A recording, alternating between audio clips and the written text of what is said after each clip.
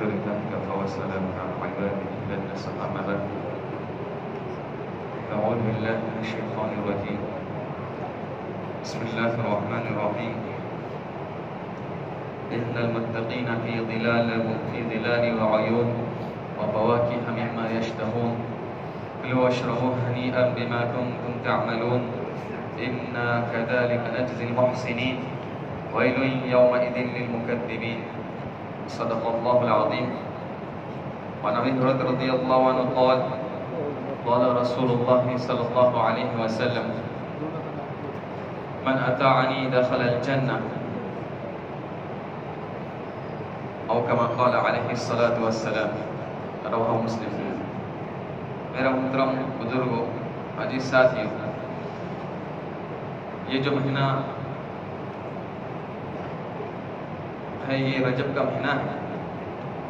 رجب کا مہینہ یہ اسلامی مہینوں میں سے اشہر الحرم میں سے کہلاتا ہے. یعنی عصمت والے مہینوں میں سے ایک مہینہ رجب کا مہینہ بھی ہے. 4 مہینے یہ اشہر الحرم کہلاتے ہیں: ذوالحجہ، ذوالقعدہ، اسی طرح محرم اور رجب. کہ زمانہ جاہلیت سے ان کی بڑی تعظیم کی جاتی تھی، یہاں تک کہ رجب کو رجب مضر کہتے تھے کہ قبیلہ مضر اس کی بڑی تعظیم کرتا تھا. اسی عظمت کو اللہ تبارک تعالیٰ نے باقی رکھا ہے اور فرمایا کہ 12 مہینے اللہ کے یہاں سال بھر میں ہوتے ہیں. منہا اربعۃ حرم، ان میں 4 مہینے یہ عظمت والے مہینے ہیں، برکت والے مہینے ہیں، اللہ سے قرب اور تعلق پیدا کرنے والے مہینے ہیں. چنانچہ اسی مہینے کے اندر جب داخل ہوتا تھا رسول اللہ صلی اللہ علیہ وسلم کی دعاؤں میں ایک دعا ملتی ہے: اللہم بارک لنا فی رجب و شعبان و بلغنا رمضان. اے اللہ ہم کو رجب اور شعبان کے مہینے میں اتنی برکت دے کہ ہم رمضان تک پہنچ جائیں، کہ رمضان کی جو خیر ہے، برکات ہے، اللہ تعالیٰ کا جو فضل رمضان مبارک میں ہوتا ہے اس سے ہم محروم نہ رہیں. اس کی تیاری رسول اللہ صلی اللہ علیہ وسلم رجب کے مہینے میں کر رہے ہیں.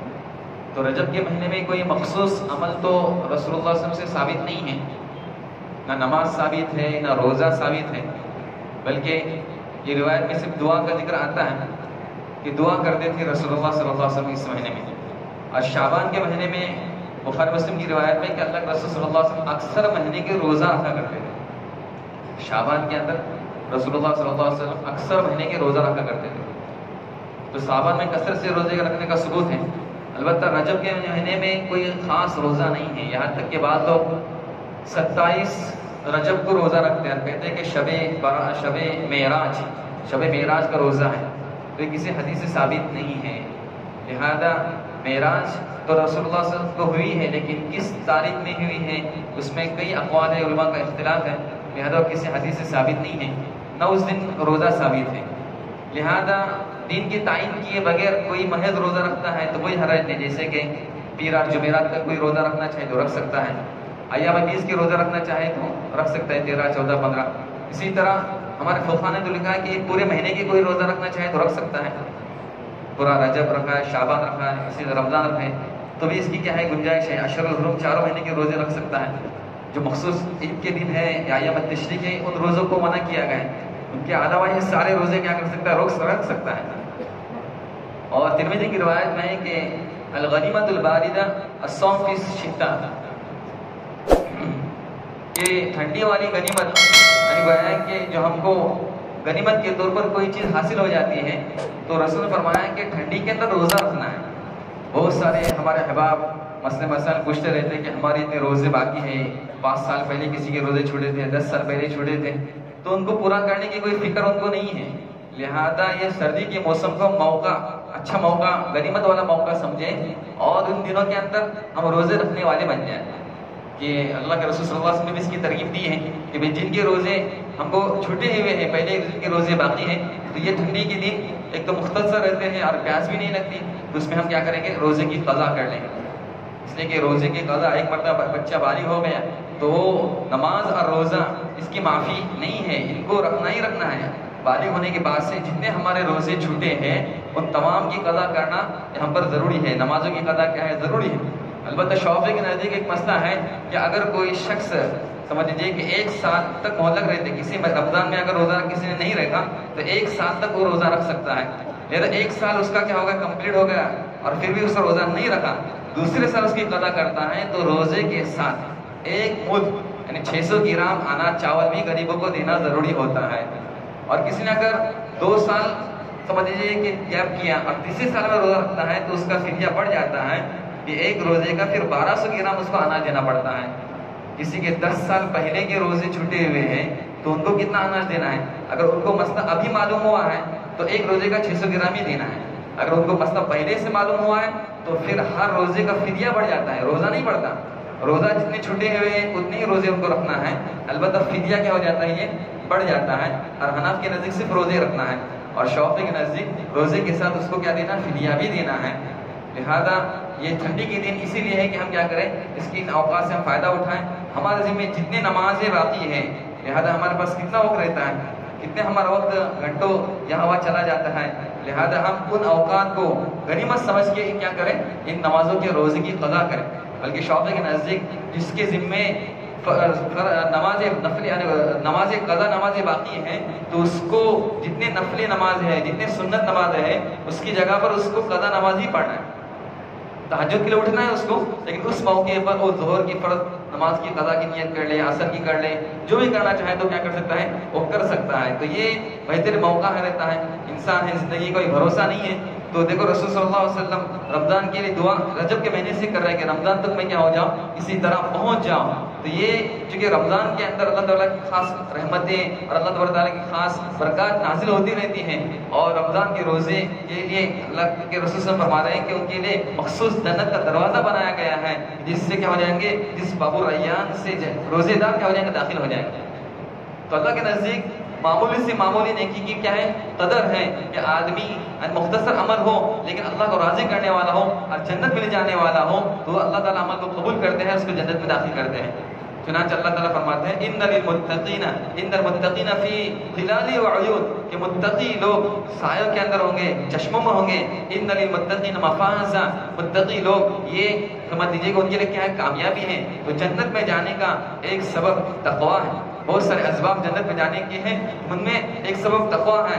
اسی طرح جنت میں جانے والا اسباب کیا ہے، توحید، کہ جس کا خاتمہ ایمان پر ہوتا ہے۔ من کان آخر الکلام لا الہ الا اللہ دخل الجنہ، وہ شخص جنت کے اندر کیا ہو جائے گا، داخل ہو جائے گا۔ یہ جو کچھ ہم کو موسم کے حساب سے اعمال ملتے ہیں، چاہے نماز کا ہو، چاہے سمجھیے کہ روزے کا ہو، تو یہ اعمال ہم کو جنت میں لے جانے والے بن جاتے ہیں۔ اسی طرح اللہ کے رسول صلی اللہ علیہ وسلم نے فرمایا، ام حبیبہ کی روایت میں ہے کہ جو شخص دن کے اندر 12 رکعتیں پڑھ لیتا ہے، نفلی 12 سنت 12 نمازیں پڑھ لیتا ہے، تو وہ شخص جنت کے اندر اللہ تعالیٰ اس کے لیے جنت کے اندر محل تعمیر کرتے ہیں۔ وہ 12 رکعتیں کیا ہیں، تو کہا فجر سے پہلے کی 2 رکعت، ظہر سے پہلے کی 4 رکعت، اور ابن عمر کی ایک روایت میں ظہر سے پہلے کی 2 رکعت آئے ہیں، اسے ہم موقعہ کہتے ہیں، اور ظہر کے بعد کی 2 رکعت، اسی طرح مغرب کے بعد کی 2 رکعت اور عشاء کے بعد کی 2 رکعت۔ یہ جو 12 رکعتیں پڑھ لیتا ہے اور ابن عمر کی روایت میں 10 رکعتیں پڑھ لیتا ہے، اللہ تبارک تعالیٰ اس کے لیے جنت کے اندر ایک گھر کیا کر لیتے ہیں، تعمیر کر لیتے ہیں۔ تو یہ موقع ہمارے پاس اس طرح کے آتے ہیں، ہم اس کو معمولی نہ سمجھیں، ایک ایک نیکی کی ہم کیا کریں، قدر کر لیں، اس لیے کہ کل قیامت اس کا جب اجر اور ثواب ہمارے سامنے ظاہر ہو جائے گا تو ہمیں سوائے افسوس کی کچھ نہیں ہوگا، اس وقت افسوس ہوگا کہ کاش کہ میں اور عمل کر لیتا۔ مسند احمد کی روایت میں ہے رسول اللہ صلی اللہ علیہ وسلم نے فرمایا کہ ایک شخص پیدا ہونے سے لے کے موت تک، جبکہ اس کی موت بڑھاپے میں آ جائے، سجدے میں پڑا رہے اور پھر وہ جنت کے اندر داخل ہو جائے گا، وہ بھی تمنا کر لے گا کہ اللہ مجھ کو دوبارہ دنیا کے اندر بھیج تاکہ میں اور کچھ نیکیاں کر لوں۔ یعنی آدمی تصور کرے کہ اس کا پورا وقت اطاعت کے اندر گیا، اللہ کی فرما برداری میں گیا، پھر بھی اس عمل کو کیا سمجھ رہا ہے، کم سمجھ رہا ہے۔ اور پھر ہمارے پاس کتنا وقت اور کتنا موقع رہتا ہے کہ معمولی عمل پر اللہ کے رسول صلی اللہ علیہ وسلم کہ وہ جنت کا وعدہ کر لیتے ہیں اور ہم اس سے غفلت برتتے ہیں۔ چنانچہ امام نسائی رحمۃ اللہ علیہ نے عمل الیوم واللیلہ کے اندر روایت پیش کی جس میں اللہ کے رسول نے فرمایا کہ جو شخص فرض نماز کے بعد آیت الکرسی پڑھ لیتا ہے تو اس کے درمیان اور جنت کے درمیان داخل ہونے میں سوائے موت کے کوئی چیز حائل نہیں ہوتی۔ آیت الکرسی ایک تو اس میں اعظم، علماء کہتے ہیں کہ اس میں اعظم ہے، اللہ تعالیٰ کا ایک بڑا نام ہے، اور دوسرا ہے کہ یہ آیت الکرسی شیطان سے حفاظت کا ذریعہ ہے کہ رسول اللہ صلی اللہ علیہ وسلم نے حدیث کے اندر فرمایا کہ جس شیطان نے اس عمل کو بتایا ہے، ابو ہریرہ کو بتایا تھا کہ سونے سے پڑھ لے، تم آیت الکرسی پڑھ لو، کوئی شیطان تم سے قریب نہیں آئے گا. تو رسول اللہ صلی اللہ علیہ وسلم نے فرمایا کہ اس نے بات تو سچ کی اور کہنے والا جھوٹا ہے، کہنے والا جھوٹا ہے، لیکن اس نے بات سچ کہی ہے کہ جو آیت الکرسی پڑھ لیتا ہے تو شیطان اس کے قریب نہیں جاتا. تو یہ رسول صلی اللہ علیہ وسلم نے ایک عمل بتایا، اور عمل یوم اللیلہ کے اندر فرماتے ہیں کہ جو فرض نماز کے بعد آیت الکرسی پڑھ لیتا ہے اس کے جنت کے داخل میں کوئی فاصلہ نہیں سوائے موت کے، یعنی وہ شخص جنت کے اندر چلا جاتا ہے. بخاری کی ایک روایت میں ہے سید الاستغفار کے متعلق فرمایا اللهم انت ربی لا الہ الا انت خلقتنی وانا عبدک وانا علی عہدک ووعدک ما استطعت اعوذ بک من شر ما صنعت ابوء لک بنعمتک علی وابوء بذنبی فاغفر لی فانه لا یغفر الذنوب الا انت. اس درود شریف کو جو فجر کے بعد اور مغرب کے بعد پڑھ لیتا ہے، اگر فجر بعد پڑھ لیتا ہے یقین کے ساتھ، ایمان کے ساتھ، اور شام ہونے سے پہلے پہلے اس کی موت آ جاتی ہے تو سیدھا جنت کے اندر داخل ہو جاتا ہے. جو شام کے وقت پڑھ لیتا ہے، رات میں پڑھ لیتا ہے، مغرب کے بعد پڑھ لیتا ہے ایک بار، اور اس کی صبح سے پہلے پہلے موت ہو جاتی ہے تو سیدھا شخص جنت کے اندر چلا جاتا ہے. تو یہ جنت میں جانے والے اسباب ہے، مختصر ہے، اور کون سا عمل ہم کو جنت میں لے کے جائے گا ہم کو معلوم نہیں ہے. جیسے کہ ایک روایت میں آیا ہے کہ اللہ کے رسول صلی اللہ علیہ وسلم نے فرمایا کہ ایک شخص لوگوں سے کاروبار کرتا تھا اور اس نے اپنے خادم کو نوکروں کر بول کے رکھا تھا کہ اگر کوئی شخص معاملے کے ادھار معاملہ کرتا تھا تو اس میں اگر کوئی تاخیر کرے لینے دینے میں تو اس کو ذرا کیا کر دینا، معاف کر دینا، تھوڑا ڈسکاؤنٹ دے دینا، تھوڑا اس کو سمجھنے کی مہلت دے دینا. جب اس کا انتقال ہوا تو اللہ تعالیٰ نے اس سے پوچھا کہ بتا بندے تو نے کیا عمل لے کے آیا؟ اس بندے نے کہا کہ اچھا عمل میرے پاس کچھ بھی نہیں ہے اللہ، بس ایک عمل یہ ہے کہ میں نے اپنے میں کاروبار کرتا تھا، ادھار کاروبار کرتا تھا، اور اپنے نوکروں کو میں نے کہیں کر رکھا تھا کہ جو شخص تنگدست ہے تو اس پر ذرا درگزر کر دینا، جو سمجھ مالدار ہے اور کسی وجہ سے نہیں مال دے رہا ہے تو اس کو تھوڑی مہلت دے دینا. بس میں نے اسی لیے سے دیا تھا کہ اللہ تعالیٰ تو مجھ پر کیا کر دے، معاف کر دے، اور تم مجھ سے میرے گناہوں سے تجاوز کر دے. اللہ تعالیٰ نے فرمایا کہ جا ہم نے بھی تجھ سے کیا کر دیا، تجاوز کر دیا. تو کس عمل پر اللہ تعالیٰ معاف کر دے ہمیں معلوم نہیں ہے، اس لیے کوشش کرنا چاہیے کہ جو کچھ سمجھ لیجیے کہ ہم کو عمل اور اوقات اور موسم ہم کو ملتا ہے اس موسم کے ہم کیا کریں، عمل کو غنیمت سمجھیں اور اس کو عمل میں لے کے آئیں. Subscribe now and press the bell icon. Never miss an update.